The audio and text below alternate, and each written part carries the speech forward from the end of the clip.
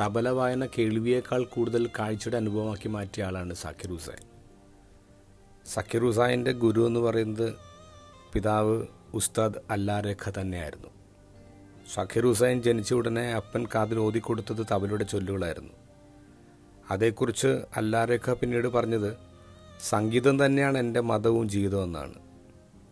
അപ്പനെക്കുറിച്ച് സാക്കിർ ഹുസൈൻ ഇങ്ങനെ പറയുന്നു, 71 വയസ്സുള്ളപ്പോഴും എൻ്റെ പിതാവ് തബല വായിക്കുന്നത് ഞാൻ കാണുമായിരുന്നു. സ്റ്റേജിലെത്തിയ വായന തുടങ്ങി അദ്ദേഹത്തിന് 20 വയസ്സ് കുറഞ്ഞതുപോലെയാണ് തോന്നുന്നത്. മുഖത്ത് നിറഞ്ഞ ചിരിയുണ്ടാവും. ജീവിതത്തിലെ ഏറ്റവും മികച്ച കച്ചേരിയാണത് എന്ന ഭാവമായിരിക്കും. ദൈവമേ, എനിക്കും ഓരോ തവണ തബല വായിക്കുമ്പോഴും അങ്ങനെ തോന്നണേ എന്നാണ് എൻ്റെ പ്രാർത്ഥന. ഇതാണ് സാക്കിർ ഹുസൈൻ്റെ പ്രാർത്ഥന. ഇന്നത്തെ ഗോസ്പൽ വായിച്ചപ്പോൾ സഖറിയാസിനെ കുറിച്ച് ഓർത്ത് സങ്കടം തോന്നി.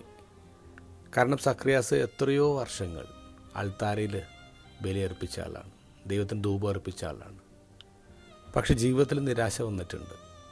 അതുകൊണ്ട് തന്നെ ആയിരിക്കണം സഖറിയാസിന് തൻ്റെ മുമ്പിൽ വന്ന് നിന്ന ദൈവദൂതനെ തിരിച്ചറിയാൻ പറ്റാഞ്ഞത്. എത്രയോ വചനം മനഃപ്പാടമാക്കിയ ആളാണ്.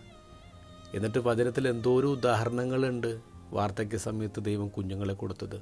എന്നിട്ടും ഗബ്രിയേലിനെ സംശയിക്കുകയാണ് സഖറിയാസ്. സഖറിയാസിൻ്റെ കാഴ്ച അങ്ങനെ മങ്ങിപ്പോവാണ്.